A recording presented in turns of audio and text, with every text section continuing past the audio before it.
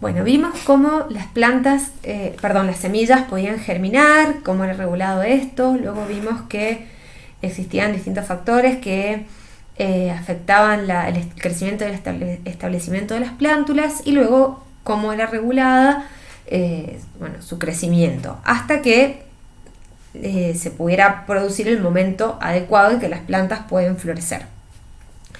Y bueno, ya que pudimos entender en qué momento las plantas tienen flores, ahora nos queda hablar del crecimiento y el desarrollo de los frutos. Bien, sabemos que existen distintos tipos de frutos, que los podemos clasificar de distintas maneras. Los podemos clasificar en frutos secos y carnosos, ¿sí? Acá es como está principalmente armada esta tabla. Acá podemos ver que tenemos frutos indehiscentes y frutos dehiscentes secos. En los indehiscentes tenemos los aquenios, los cariopsis, las nueces, las sámaras, etc. Y entre los dehiscentes, las cápsulas, los folículos, las legumbres y las silicuas.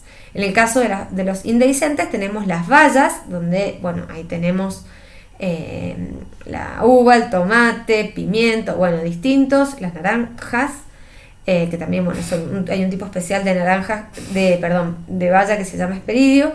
Luego tenemos las drupas, donde tenemos los duraznos, almendras, y dentro de los pomos las manzanas y las peras. Bien, entonces el desarrollo de los frutos es importante ver esto. Depende de la fertilización de los ovarios. Acá tenemos diámetro medio de los frutos, días antes y después de antesis o floración, ¿sí? Van a encontrar en muchos gráficos de AP que son días, days after pollination, o días después de antesis, o DAA. Van a encontrar abreviaciones como ese, significa eso. Entonces, en el caso de estos frutos, vemos que los frutos que están polinizados va aumentando su tamaño, mientras que aquellos frutos que están sin polinizar, que en realidad terminan abortando, depende mucho el cuajado o cuaje de los frutos de esto. Entonces, si la fertilización del óvulo no ocurre, el gineceo va a empezar un proceso de senescencia. Ya vamos a ver después de esta la clase de senescencia. Y luego de la fecundación, los óvulos se van a transformar en semillas y el ovario en el fruto. Este es el proceso que se denomina cuaje. A diferencia del ovario, los pétalos van a entrar en senescencia, y esto sabemos que es un proceso que es promovido por el etileno. Es una, pero no la única función del etileno, que vamos a ver que tiene un rol muy importante en la maduración.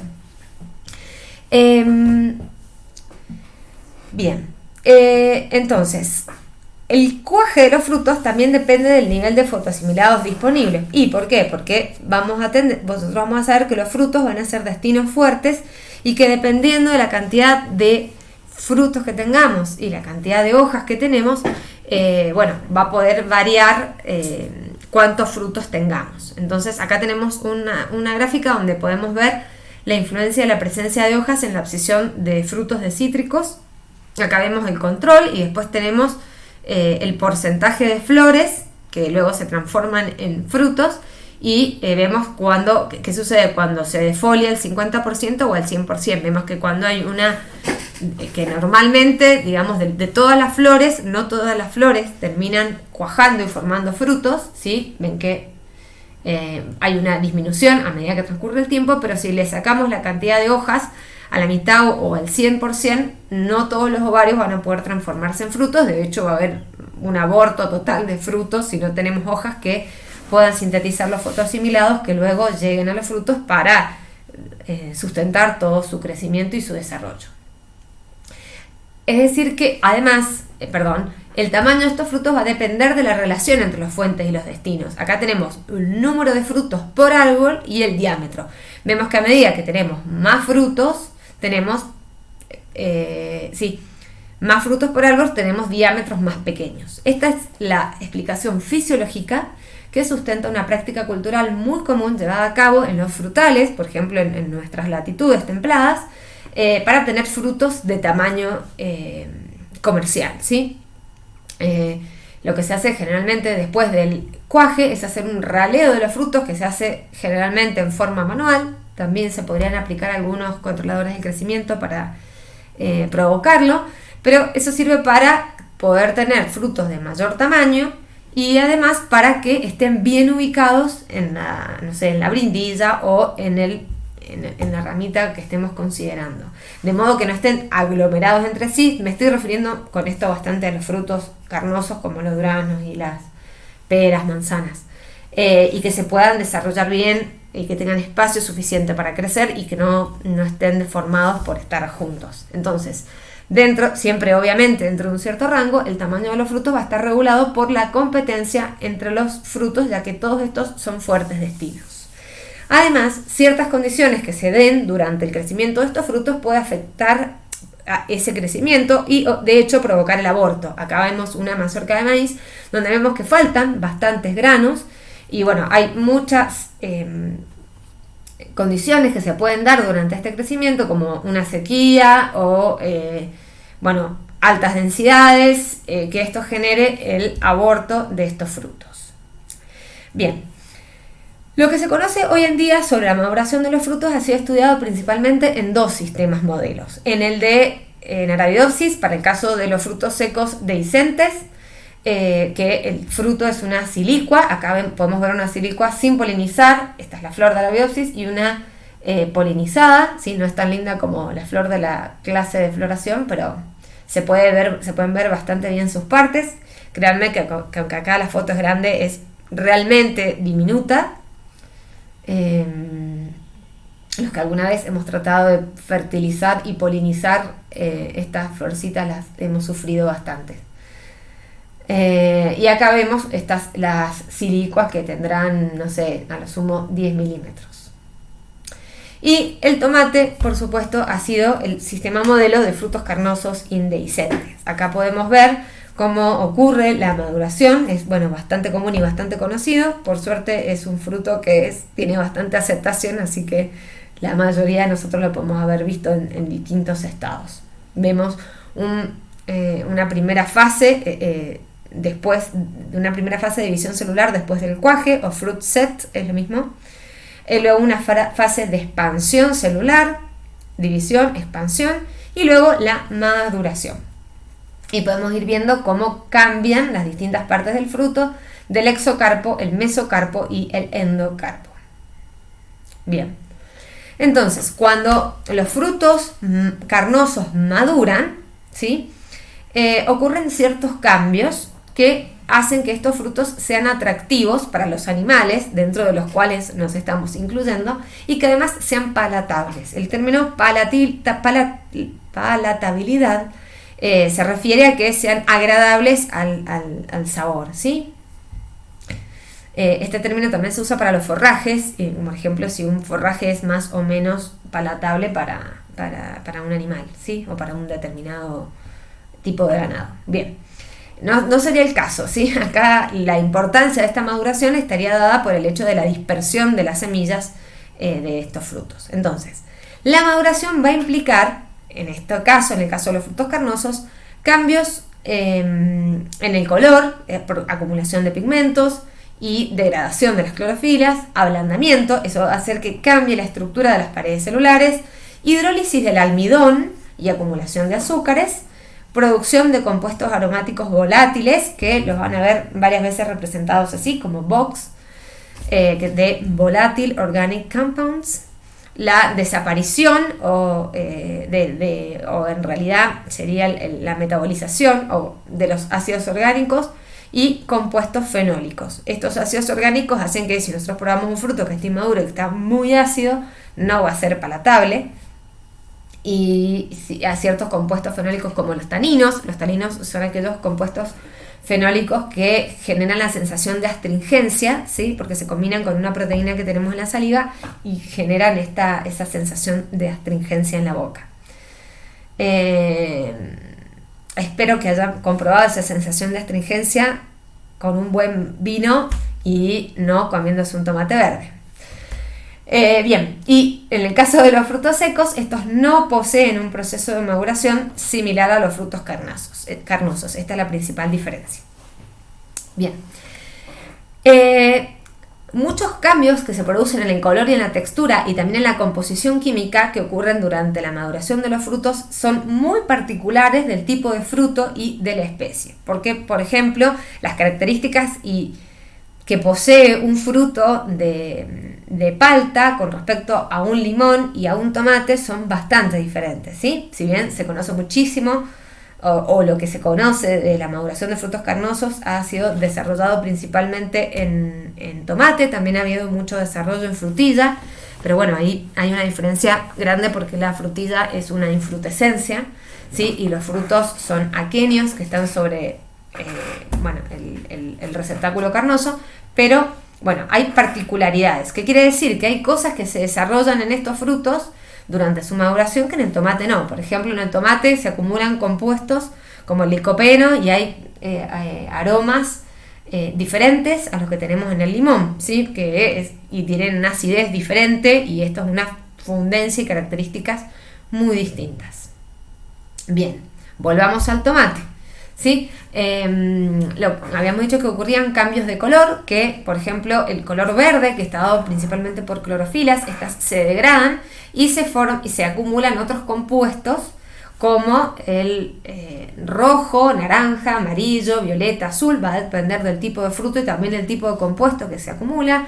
Cuando se acumulan colores rojos, amarillos y naranja puede estar debido a carotenos. En el caso del tomate el principal pigmento es el licopeno. Pero cuando estamos pensando en colores rojos, violetas y azules, como el de las uvas, los arándanos, vamos a estar pensando principalmente en la presencia de antocianinas, que son un tipo especial de metabolitos secundarios que repasen y estudien en la última clase de defensas, de estreses bióticos y defensas de las plantas. Ahí los van a ver. Las antocianinas son un tipo de compuestos fenólicos que es uno de los principales grupos de metabolitos secundarios en plantas. Bueno, esta acumulación vamos a hablar del tomate, de carotenos, está dado por la biosíntesis de estos carotenos, que empieza principalmente en el cloroplasto y es llevada a cabo por una enzima que se llama fitoenosintasa. Este es un mutante de esta enzima que no puede acumular los carotenos. A estos pigmentos se acumulan en cromoplastos. Los cromoplastos derivan de los cloroplastos y estos también van a afectar el sabor y los aromas, porque hay muchos aromas que pueden estar siendo sintetizados a partir de otras estructuras carbonadas dentro del metabolismo de las plantas. Entonces también hay cambios de sabor y aroma porque se producen estos compuestos orgánicos volátiles que son característicos de la especie. Algunos pueden derivar del catabolismo de ácidos grasos y que se formen, por ejemplo, algún aldehídos, o sea, van a ser compuestos orgánicos generalmente que son de bajo peso molecular y que son volátiles, ¿sí? De ahí tendrán que recordar sus clases de química orgánica y recordar aquellos que son volátiles. No por nada, eso estuvo en el programa de esa materia.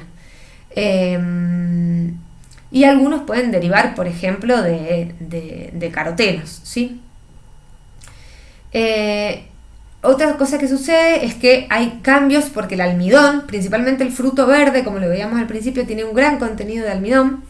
Lo mismo las manzanas, cuando las cosechamos inmaduras, y a medida que van madurando, ese almidón se va hidrolizando y se van sintetizando glucosa, se va hidrolizando en glucosa, en sacarosa, y luego está en glucosa y fructosa. Y también, en ácidos orgánicos, ¿sí? Acuérdense que habíamos hablado algo de los ácidos orgánicos en el ciclo de Krebs. Y que cuando eran respirados el ácido pirúvico, en algún momento hay una enzima que era importante para esto. Recuérdenlo de esa clase. Y hay generalmente los 3 ácidos principales en frutos son el cítrico, el málico y el tartárico.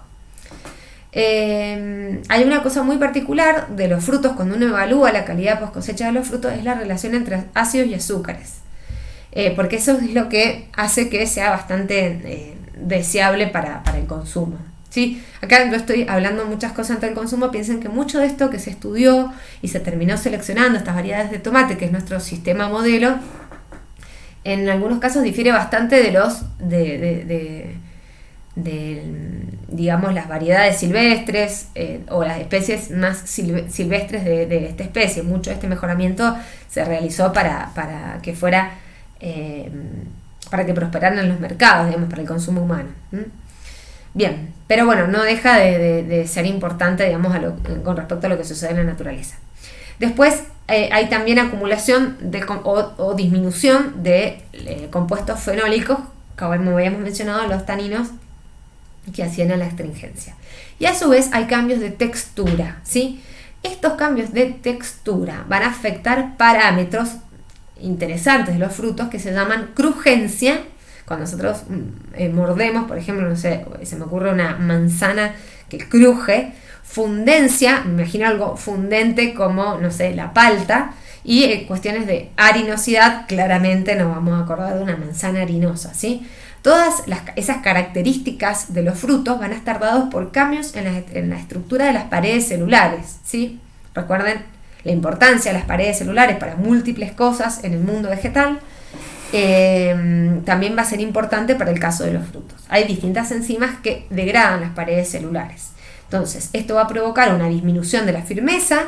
Nosotros cuando tenemos un tomatito verde está bastante duro y después se va ablandando. Lo mismo sucede, por ejemplo, en las manzanas.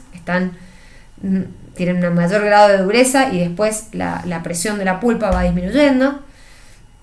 De hecho, para medir eso se utiliza un instrumento que se llama penetrómetro, que lo que uno hace es presionar con un émbolo de un determinado diámetro sobre la superficie de un fruto y ver cuál es la resistencia a la penetración que esto impone, y bueno, se mide en libras. En función de el mercado al que uno quiera llegar, es con cuántas libras se cosecha, ¿sí? Dependiendo de la distancia, porque muchos de los frutos se cosechan en un estado inmaduro respecto al que después se lo consume. Bueno, y ocurre también en estos cambios de la estructura de las paredes celulares, va a haber una degradación de las sustancias pépticas, la celulosa y la hemicelulosa, y va a haber una importante actividad de la poligalacturonasa y de la pectinesterasa. También van a haber cambios en la cutícula que podría afectar la pérdida de agua en los frutos.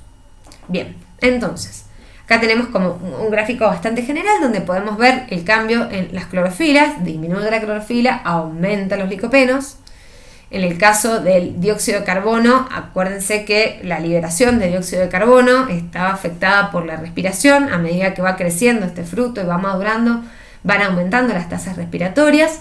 Y va variando la concentración de etileno. Con respecto al almidón, disminuye el almidón tenemos un bajo pH y luego va generalmente en aumento por respiración de algunos ácidos. Disminuye la dureza, aumenta la actividad de la poligalacturonasa, esto está correlacionado. Y bueno, tenemos acá cambios en el ácido ascórbico, que es la vitamina C, y los sólidos solubles. Bien.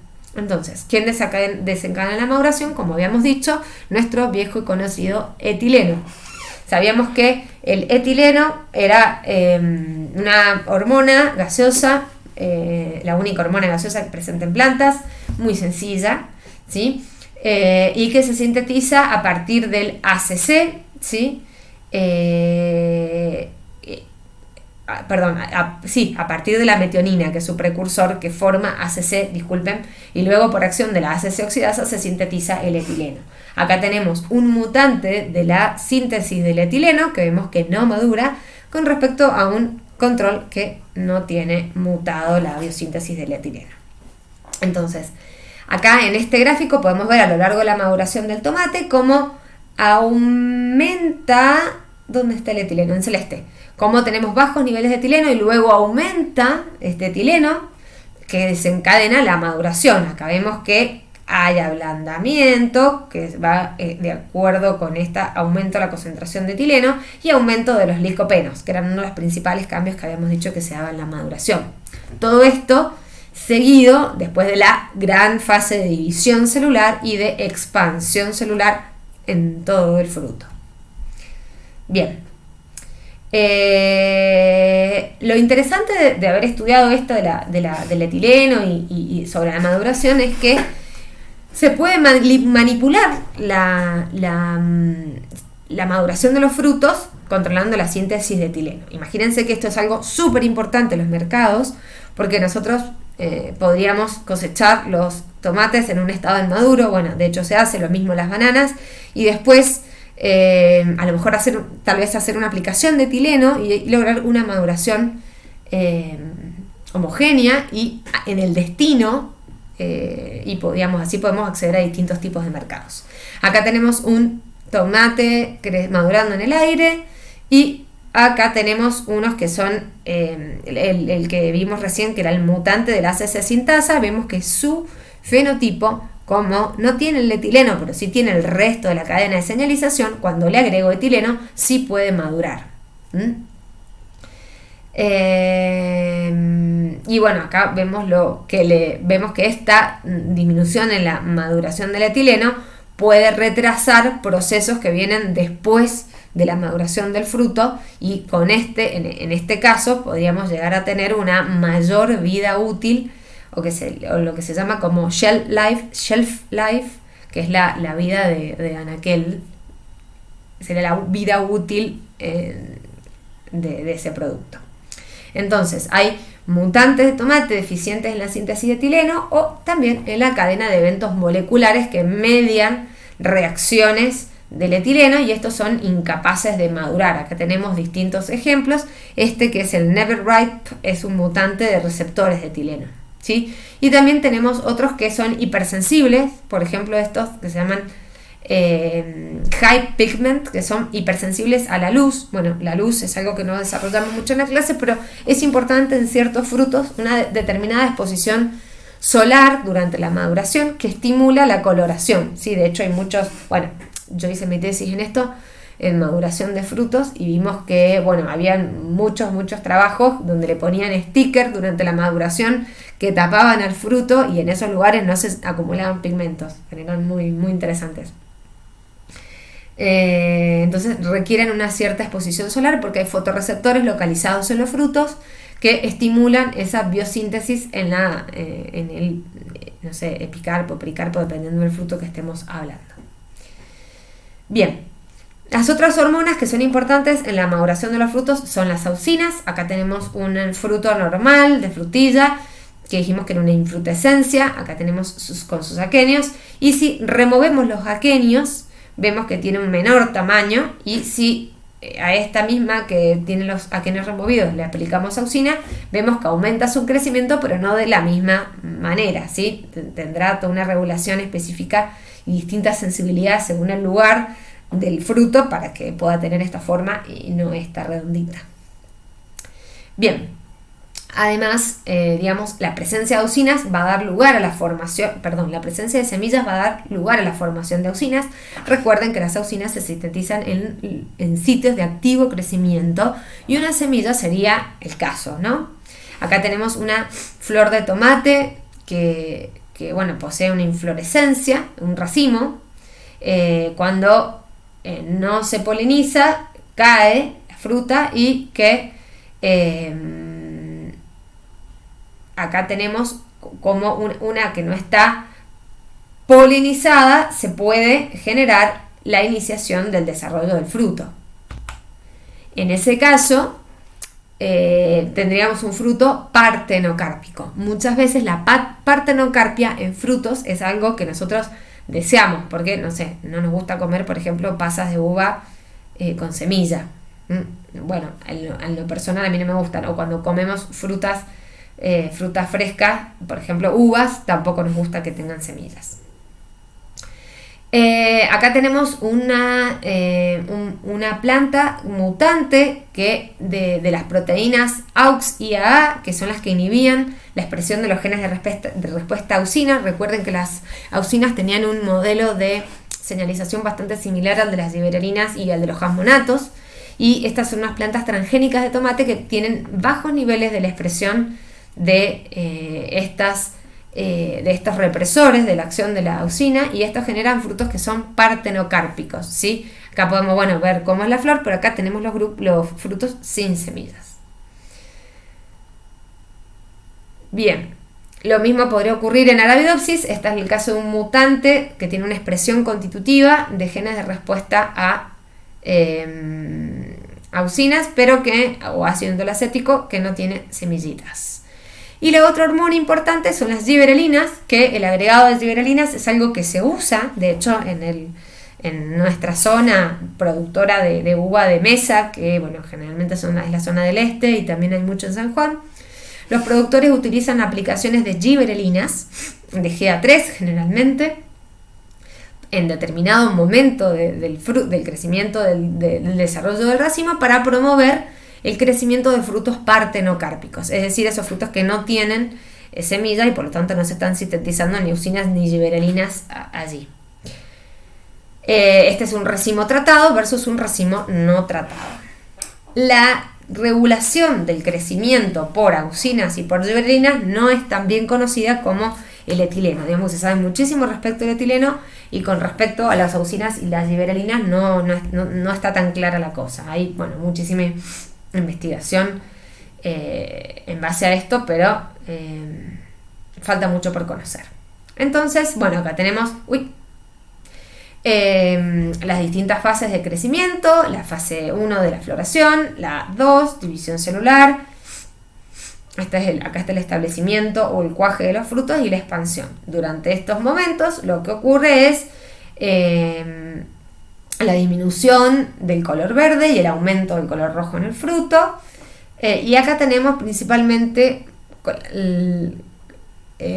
la síntesis de auxinas, de giberelinas y de citosininas que van a establecer la división celular, y luego tenemos acumulación de ácido abscísico y al final etileno. Etileno el que desarrolla este proceso de la maduración. Acá podemos ver las distintas fases de división celular, expansión celular, acumulación de carotenoides acá y de ablandamiento y síntesis de etileno. Es etileno y respiración.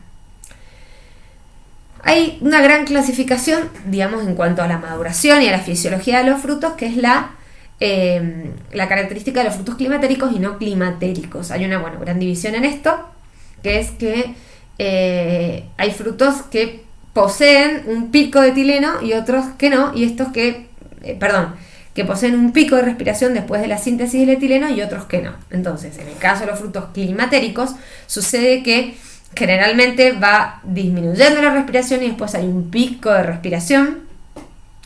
Este es el caso del climaterio, también se lo llama, y hay un pico de etileno que precede a este pico de respiración.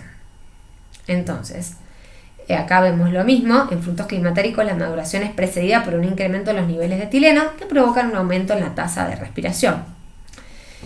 Entonces se clasificaron a los frutos en dos grandes grupos. Climatéricos son los que maduran después de cosechados, manifiestan una producción autocatalítica del etileno que aumenta la actividad respiratoria, y los no climatéricos, que no maduran después de cosechados, producen etileno, tienen una producción de etileno baja y constante y no aumenta la actividad respiratoria. Entonces tenemos dos grandes grupos. Es decir, en los climatéricos, que son los que maduran después de separados de la planta, tenemos la manzana, tomate, palta, damasco, durazno, higo, pera, banana, mango, granadas, y los que no maduran son las cerezas, las uvas, la frutilla, limón, naranja, mandarina, pepino y ananá. Quiere decir que si los cosechamos, en estado inmaduro, una vez que lo sacamos de la planta, no van a madurar. O sea que si coseché la cereza antes de tiempo, me la comeré con poca cantidad de azúcar, ¿sí? Y lo mismo con el resto de los frutos que estamos diciendo acá, enumerando acá. Imagínense lo importante de esto en la post cosecha, ¿sí? Hay los cítricos, generalmente todos los cítricos son no climatéricos, pero el etileno, en el caso, por ejemplo, de las mandarinas, podrían llegar a tener respuesta al etileno, eliminando o disminuyendo el color verde de las mandarinas. Entonces, el etileno es la principal hormona, es muy importante y se puede utilizar comercialmente para regular la maduración de los frutos. Pero además del etileno, existe una regulación transcripcional de la maduración que está dado por varios factores de transcripción que se unen a la región regulatoria de genes como los genes de la biosíntesis de etileno, los genes del metabolismo de las paredes celulares y los genes de la biosíntesis de carotenos y aromas, que son todos aquellos que dan origen a los cambios que ocurren durante la maduración. Estos son los factores de transcripción del tipo MAX-RIN y el CNR, que regulan este tipo de genes. Sepan por último, no es la idea que se aprendan de memoria estos nombrecitos, pero que hay en la regulación de la maduración de frutos carnosos hay bastantes similitudes con lo que ocurre en frutos secos dehiscentes. Y además, durante el crecimiento y la maduración de los frutos ocurre la maduración de las semillas, ¿sí? En la fase final de la maduración de las semillas ortodoxas, ¿sí? Estas adquieren tolerancia a la desecación, no así las semillas recalcitrantes, que no toleran la desecación.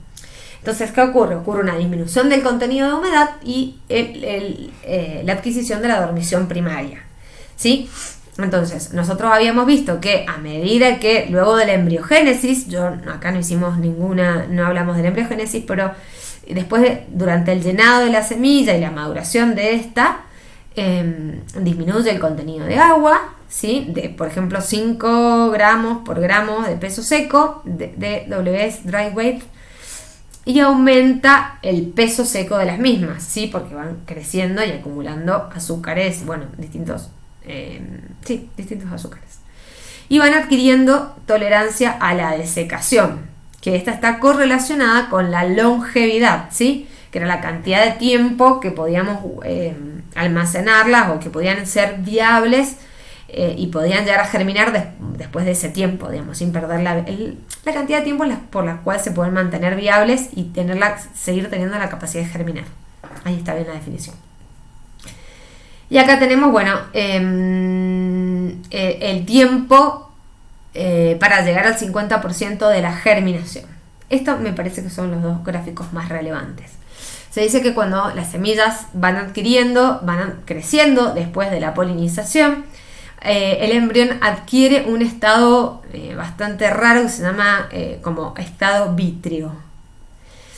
Entonces, para que las semillas adquieran la tolerancia a la desecación, hay acumulación de haba. Ya habíamos visto la importancia del haba en la adquisición de la dormición primaria y cómo el haba después regulaba la salida de la dormición primaria o secundaria, obviamente.